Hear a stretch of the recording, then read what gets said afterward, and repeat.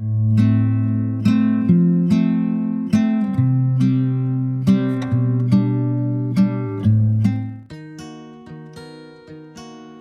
Yunus itu dakwai kaumnya itu lama sekali dan tidak iman. Nah semua nabi kalau kaumnya tidak iman itu diberi hak Allah ngancam akan adanya azab. Apa? Ngancam akan adanya azab. Nabi Yunus ngomong gitu terusin. Nanti kalau kamu tidak iman itu pasti kena azab. Anggap saja dia ngancam gitu sudah berbulan-bulan. Singkat cerita, azab baru tinggal 3 hari lagi. Ayo nang iman, tinggal 3 hari lagi. Ya kira-kira dia ngomong misalnya Ahad, berarti Ahad, Senin, Selasa, atau kamu milih Selasa ya Rabu, Kamis.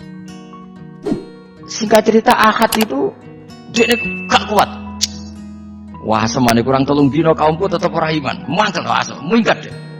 Minggat ya jadi mau minggat kan gak punya tujuan, so asal pergi jauh saja. Ada perahu, sekenanya dia naik saja. Namanya minggat nih. Kalau bawa bekal terencana, bawa visa paspor kan pesir namanya. Jadi minggat itu ya gak, ya sekenanya gak persiapan. Singkat cerita sampai ikut perahu nelayan tadi, terus zaman itu ya ada mitos kalau ada gelombang yang nggak wajar pasti ada orang minggat. Terus ditanya siapa yang minggat, Nabi Yunus kan orangnya jujur saya katanya. Ya sudah yang minggat harus dicemplung loh gitu. Ya, terus ada yang agak baik ya jangan gitulah. Ini kan kita semua butuh selamat, judi dulu. Terus judi satu lagi ketemu Yunus. Coba mungkin salah udahnya diudi lagi ketemu sampai 3 kali ketemu Yunus. Makanya fasahama fakana minal mudkhatin, diuji dia kalah kemudian tenggelam. Fal taqamahul khutu wa huwa mulim.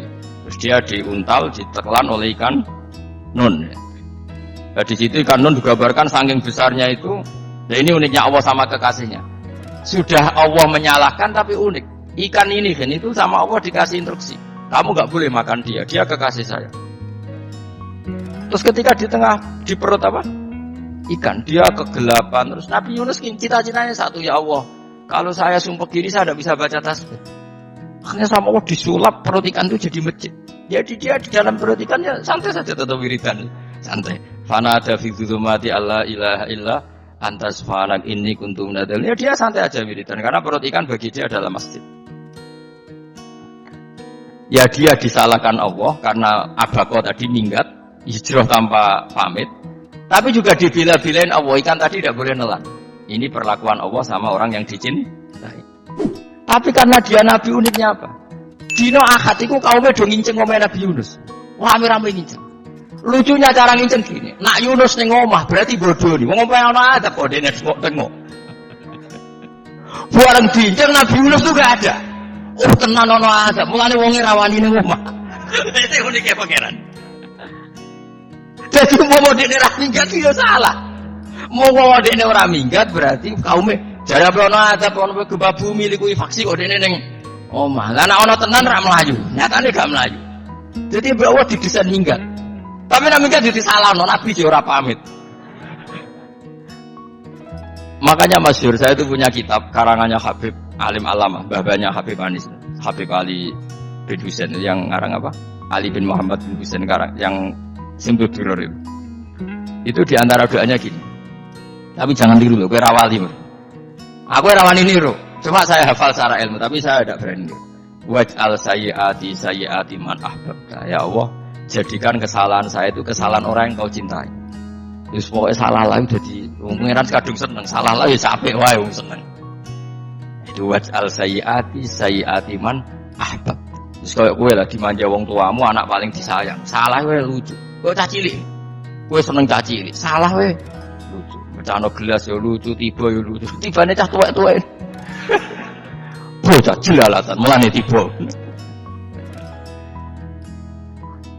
Nah itu bareng kau nginceng omahe Nabi Yunus gak ono wong. Wah berarti azab mau turun betul. Andai kan azab tidak jadi turun, pasti Nabi Yunus berani di rumah. Tenang. Wes bareng mulai malam Kamis, azab itu sudah kelihatan.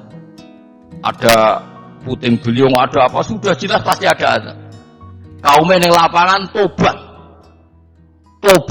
finish. Secara bal-balan menit-menit apa? Terakhir. Woi, sampai pengen ditampa tobat. Wes gak sido tak azab wong kowe tobat. Singkat cerita Nabi Yunus hari ketiga atau apa dia selamat. Pakai versi yang umum saja. Selamat faltaqamaul hutu bahwa terus falaula annahu kana minal musabbihin la bi fi batni ila yaumi yub'atsun. Akhirnya dimuntahkan sama ikan nun tadi terus dia keluar. Bareng keluar tanya-tanya kabar, gimana kabar kampung Nenua? Baik-baik saja. Kabar awalnya mulai karena dia tahu kalau orang bohong itu dihukum mati. Padahal dia bohong, katanya kemis itu ada azab, ternyata kampungnya baik-baik. Padahal baik-baiknya karena mereka tobat. Jadi masyarakatnya nyari dia karena mau iman. Si nabinya agak berani pulang karena nanti dihukum mati. Itu. Itu pangeran nabi kekasih itu, pangeran yo bully itu. Oh itu beda-bedaan, wong kekasih pangeran, aku ora kasih itu langsung diadab. Jadi pangeran kekasih itu beda, ora koyo. Akhirnya biru seramane mulai. Wah, nak mulai disiksa. Perkara nih, kalau pembohong itu dihukum mati. Masyarakat yang golek tenan, mergo nalem kemis ku ono adab tenan. Cuma terus do tobat. Jadi disebut falau laka nasqaryatun amanas fanafa'aha imanuha illa qauma Yunus lamma amanu kasyafna anhum adzabal khizi fil hayatid dunya. Enggak ada kampung yang saya adab kecuali kasil tak adab, kecuali kaum Nabi Yunus. Aku wis meh ngadab lho. Pas menit terakhir peta adab tobat akhirnya kasih doa dari pangeran. Iku kaum Nabi ten. Iku ya barokah minggate Nabi Yunus. Lah iku nabi. Wong keliru kok barokah. Iku nabi. Umpama Nabi Yunus ora minggat, kaumnya berpikir Yunus bohong. Wong ape ana azab kok tengok-tengok ning omah. Tapi pas minggat tenan yo disalahno pangeran, minggat kok gak. Pak. Ikmat, amalane kira usah protes. Wali itu beda, kekasih pangeran beda. Itu sama dengan sing dialami Rasulullah sallallahu alaihi wasallam ning Sulhul Hudaybiyah. Semua perjanjian itu salah secara hukum fikih. Bukan salah lagi, sangat salah cara ukuran fikih. Sehingga semua sahabat itu protes kecuali Abu Bakar As-Siddiq. Cuma sewani omong Umar, tapi semua sahabat aslinya ya protes. Coba di antara perjanjian gini.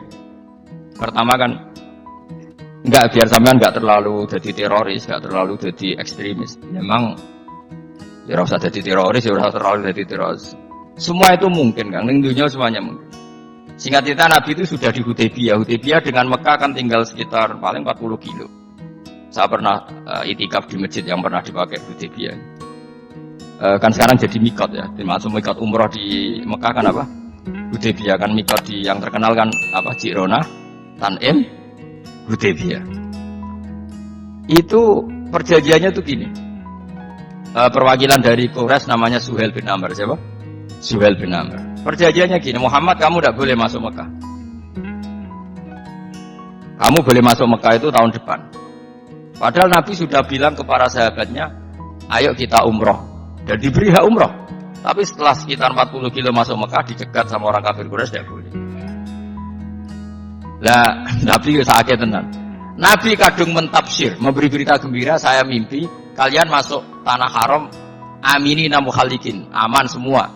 Semuanya bercukur gundul atau mencetak rambut. Pokoknya terus kata sahabat senang sekali karena mimpi Rasulullah tidak pernah apa? Enggak pernah salah. Bareng di situ di antara perjanjiannya hadza maka tabali Muhammad Rasulullah. Ini perjanjian yang ditulis Muhammad Rasulullah. Kata Suhail, hapus kata Muhammad Rasulullah. Kalau saya tahu kamu Rasulullah tidak saya perangi, tulis Muhammad bin Abdullah. Kata Rasulullah, ya Ali hapus tulisan Muhammad Rasulullah. Kata Ali, tidak saya tidak akan menghapus setelah Muhammad Rasulullah. Jadi Nabi unik. Hapus gak popoli, masih aku hapus aku tetap Rasulullah. Wong tulisan wae. Jadi Nabi ya rileks saja. Tapi Ali katanya, "Fa wa ma ana bi mahihi abadan." Saya tidak akan menghapus tulisan itu selamanya. Terus kata Nabi, "Kowe nek ora gelem ngapus, tanganku didono, aku sing ngapus." Nabi kan umi tidak bisa baca terus. Tangannya Nabi sendiri yang dilewatkan Ali ke tulisan itu sehingga terhapus. Nabi ya rileks. Wong tulisan wae aku ora ditulis Rasulullah ya tetap Rasulullah. Nabi masih rileks. Terus perjanjian kedua, kalau ada orang kafir Quraisy masuk Islam harus dikembalikan karena berarti keluar dari habitat. Tapi kalau sudah Islam kok masuk kafir lagi harus dibiarkan karena berarti kembali ke habitat. Nabi bilang ya nggak masalah. Semua perjanjian itu merugikan Islam. Itu secara fikih pasti salah. Akhirnya Umar itu protesnya keras sekali. Ya Rasulullah, apa engkau masih nabi? Lu takai setengah. Apa engkau masih nabi? Dan Nabi jawab santai, bala ya saya masih nabi. Tapi kenapa kamu hinakan kita dan memberikan kehormatan pada orang-orang kafir itu? Jawabnya kanjeng Nabi lucu. Ya agama iki wae pangeran. Masih aku perjanjian ning ngono kok pangeran sing ngangkat agama iki tenang wae. Kanjeng Nabi ku unik. Perjanjian wae manusa gampang. Jadi Nabi itu saking imannya Allah tetap yu'izzu hadzal din. Allah pasti memuliakan ini agama. Apapun perjanjian yang diciptakan manusia. Makanya bapak saya, Mbah Mun, guru saya itu ngaram-ngaram tenan mikir Islam. Islam mbok pikir haram ono sing duwe. Ben ngono. Dunya rusak kok apa ben. Tetep Islam itu mulya. Rasa mbok pikir wis keliru-keliru lah perjanjian dunya keliru lah. Lho coba Uni Soviet kayak apa hegemoninya? Kayak apa kuatnya Uni Soviet? 100 tahun mengkooptasi Uzbek, Tajikistan dan tapi apa bisa menghilangkan keimannya orang Uzbek Ceknya? Ketika Uni Soviet bubar langsung malah negara-negara itu jadi persemakmuran yang negara apa? Islam. Indonesia kayak apa? Dikooptasi PKI, dijajah Londo 350. Mbah Soleh Darat alim zaman Londo, buyut-buyutku alim zaman Londo. Iku semondok Mekah ya alim. Zaman PKI ada wong alim. Saiki ayo zaman Islam Nusantara apa ono sing alim koyo. Berarti Islam ku menarik zaman wis di regani negara, zaman rung dinegani negara iku wis mul. Karena ini agama milik Allah. Punya ketahanan yang luar biasa. Mana dari Nabi tentang perjanjian salah lah, gak apa-apa. Inna wa ta'ala a'azza hadati. Inna wa ta'ala la yudi udinahu wa la yudqatus. Pokoknya pangeran bakal ngembaro agamanya orang masalah perjanjian keliru lah. Perjanjian ketiga itu semuanya merugikan Islam. Tapi apa kata Abu Bakar ketika protes Nabi gak dijawab, datang ke Abu Bakar. Menurut kamu gimana? Jawab Abu Bakar lucu. Makanya ini menunjukkan makanya kenapa ahli sunnah berkeyakinan afdhalus sahabat itu siapa? Abu Bakar. Jawab Abu Bakar. Wes samar, perjanjiannya keliru lah, wes keliru lah. Kayak gremeng-gremeng ngam santai gremeng. Tapi la tadkhul bainahu wa baina habibi. Kamu jangan masuk wilayah itu hubungannya orang yang terkasih sama kekasihnya. Wes gak masuk akal lah semeneng ae.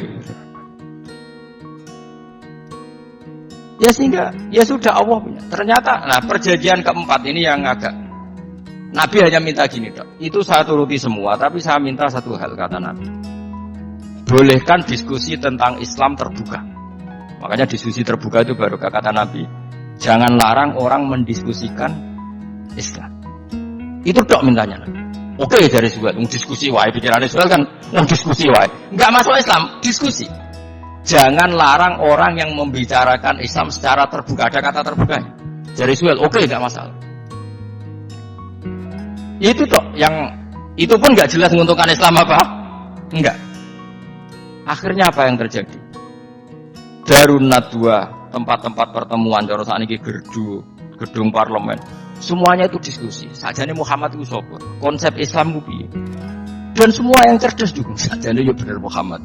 Nyembah watu yo pancen giyo tenan. Wah, jadi goblok tenan watu kok di.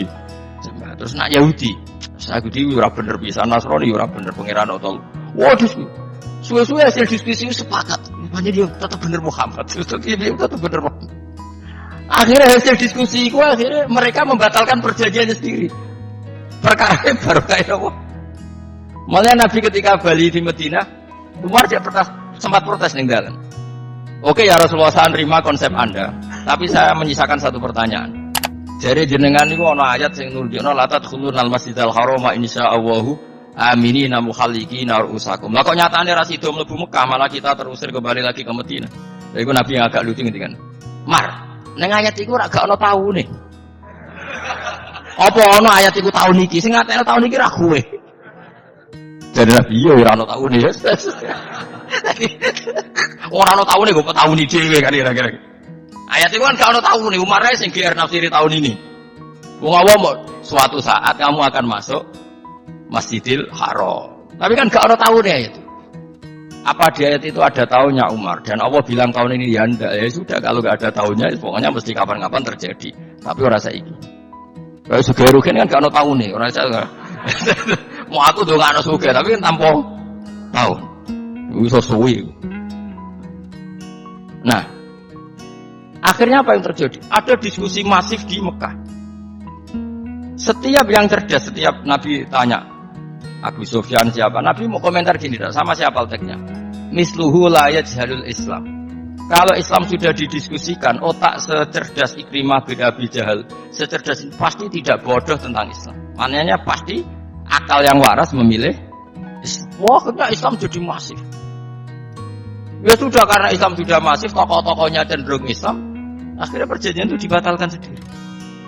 Akhirnya waro'aitan nasa yadkhuluna fi dinillahi afwaja. Akhirnya mereka berbondong-bondong masuk Islam. Itu artinya apa? Nabi ku gawe perjanjian cara fikih keliru wae, cara fikih cara zahire keliru wae, tetap barokah karena punya hubungan khusus dengan Allah Subhanahu wa taala. Makanya la tadkhul bainahu wa baina habib. Itu kan kayak ya sudah seperti itu.